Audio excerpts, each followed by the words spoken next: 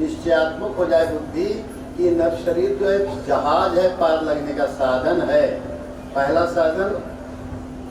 दूसरा नाम मिल जाए, अमृत नाम, और फिर दूसरा अमृत नाम को अमर रूप में अर्थ रूप में गुरु महाराज गुरु पूर्णिमा के पावन पर्व के अवसर पर उनकी कृपा हमारे अंदर उनके स्वरूप के द्वारा गुरुद्वार मिल जाए, जिस गुरुद्वार से पर भगवान रूपी भव्य भवन असीम अनंत जो है वो ईशा आवासम इदम सर्वम यत् किंच जगत्याम जगत तेन त्यक्तेन भुर्जी था माँ गृध गिद्ध दृष्टि मत बनाओ, आसक्ति वाली दृष्टि मत बनाओ, इस शरीर में आसक्त मत हो, तो पूरा जीवन खपा दोगे और अंत में दुख ही पाओगे।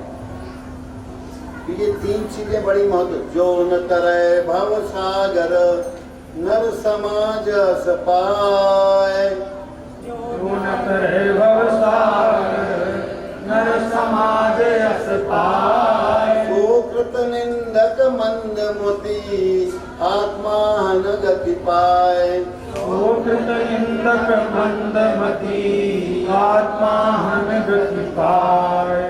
जो न तरे भव सागर नर समाज सपाय, जो न तरय भव सागर नर समाज सपाय।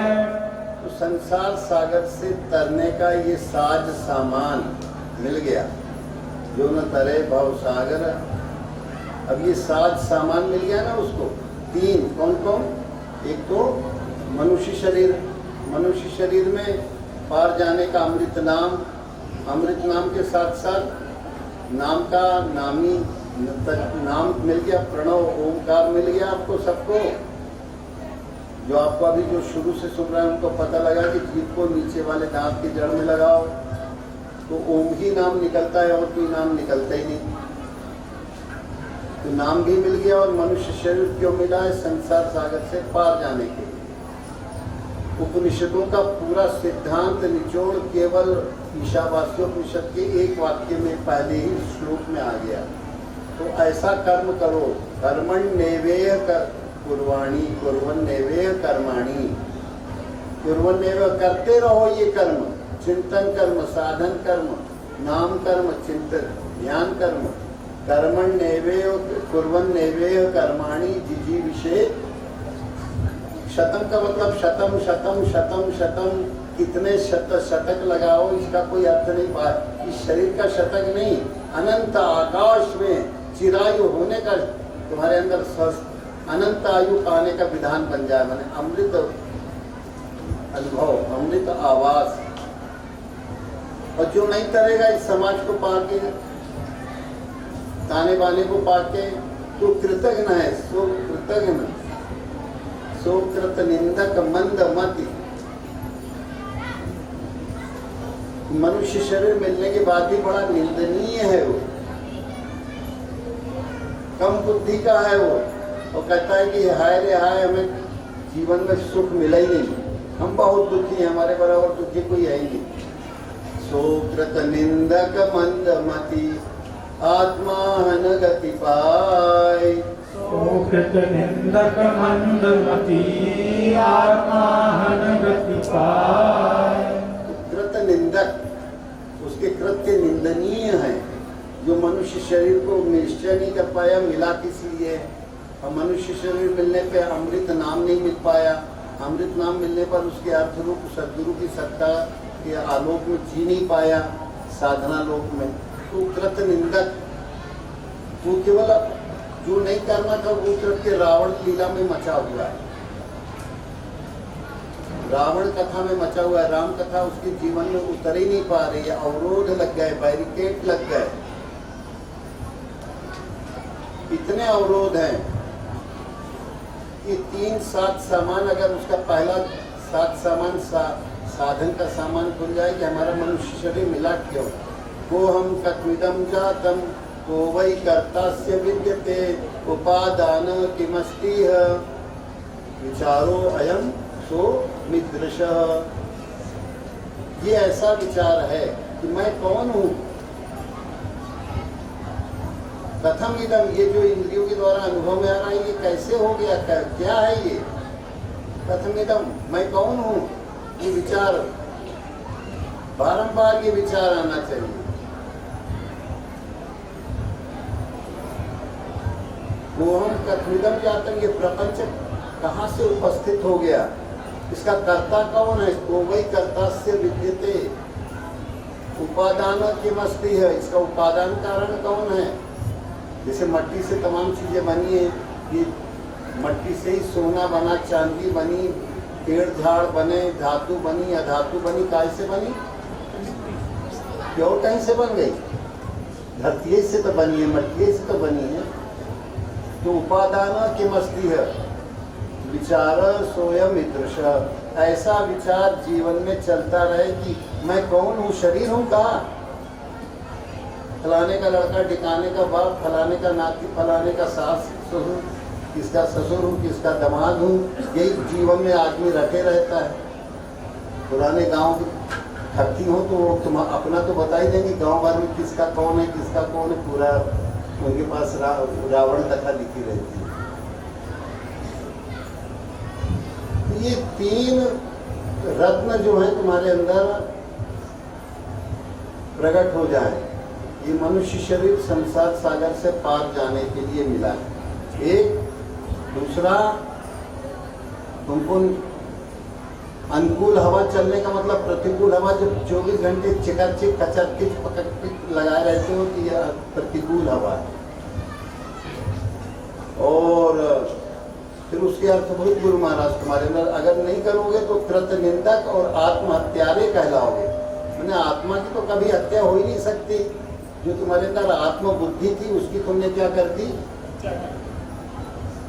आत्मान का मतलब आत्मा की कभी कोई हत्या होती नहीं, न जन्मती है न मरती है। आत्मा तो जो है बिल्कुल निरवय, पर लोग अपने को शरीर ही आत्मा मान बैठते हैं कि तुम को आओ कहें भैया हमारी आत्मा को न दिखाओ, मनुष्य शरीर को न दिखाओ, मन को दिखाओ। तो सुकृत निंदक मंदमति आत्मा हन गति जाय, निंदक मंदमति आत्मा हन गति जाय। आत्महत्यारे मत बनो। आज से ये गुरु पूर्णिमा के पावन पर्व पर ये निश्चय कर लो कि मनुष्य शरीर इसके लिए मिला है, हमारी बुद्धि में अंजन लगावे, विवेक, बुद्धि का विवेक जो है तो गुरु महाराज के ध्यान धुन का अंजन लगा लगा के और निखार आ जाए, दृष्टि के दोष नष्ट हो जाए। तो अब आपके अंदर गुरु महाराज अपने परमात्मा सत्ता के अस्तित्व को स्वीकार करने के लिए आपको ये रत्न मिल गए। गुरु गुरु गुरु ज्ञान मतलब परमात्मा के अस्तित्व को स्वीकार करना, और गुरु नाम और गुरु ध्यान, ये तीन क्या है? रत्नत्रय। इन तीन रत्नों से सुशोभित रहो हमेशा। गुरु का ज्ञान की मतलब ईश्वर का आवास है सब कुछ। उस आवास जो जिसके घर में रह रहे हो उसका क्या सिखाओ? किराया। कृतज्ञ मत बनो, और किराया कर्म चिंतन कर्म के द्वारा उसको सुलझा सकते हो। ये ज्ञान, गुरु का ज्ञान, गुरु का नाम, वो संक्षेप में वो तीन जो आए थे वो यही है। गुरु का ज्ञान तुम्हारे अंदर इस संसार सागर से पार लगाने के लिए मिला ही। जब गुरु का ज्ञान होगा तब ना पाओगे पता। तो भगवान है, उनकी स्वीकृति तुम्हारी बुद्धि में विवेक में आ जाए अच्छी तरह से। यही विवेक तुमको बचा सकता है। गुरु का ज्ञान बचा देगा ज्ञान अंधकार के गुहापोह से। और उस सत्ता को स्वीकारना ही जयकारा होता है। तो इसी खुशी में बोलिए सद्गुरुदेव भगवान की जय। अरे बेईमानों, कुछ अभी थोड़ा मुंह बंद किए हो, फिर पूरा खोल के मुंह एक जयकारा करना है। बोलिए सद्गुरुदेव भगवान की जय। जब जय करोगे, भगवान के अस्तित्व को स्वीकार करोगे, तो अपने मन के विकारों को पराजय करोगे नाम और ध्यान के द्वारा। ये दो रत्न मिल गए। पहला परमात्मा का ज्ञान मिल गया, गुरु का ज्ञान मिल गया, नाम और ध्यान भी तुम्हारे अंदर समाहित होने लगेगा।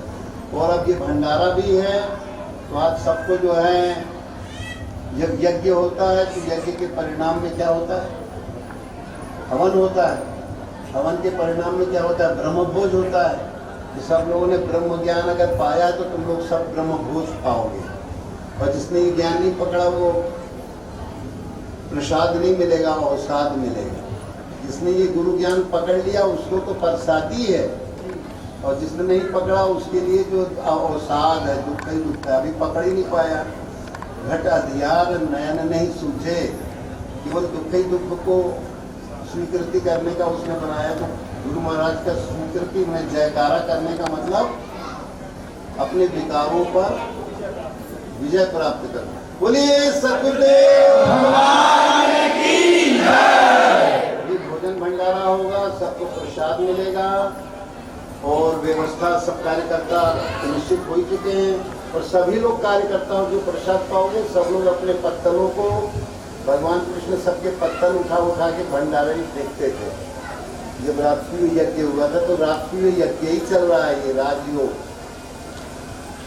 इस यज्ञ में, इस सेवा यज्ञ में, ज्ञान यज्ञ में, भक्ति यज्ञ में आप लोग प्रसाद पाइए। प्रसाद पाने का मतलब आपके अंदर ओम का जाप करते हुए प्रसाद पाएंगे तो जितने अवसाद हैं, दुख हैं, कष्ट हैं, नष्ट हो जाएंगे।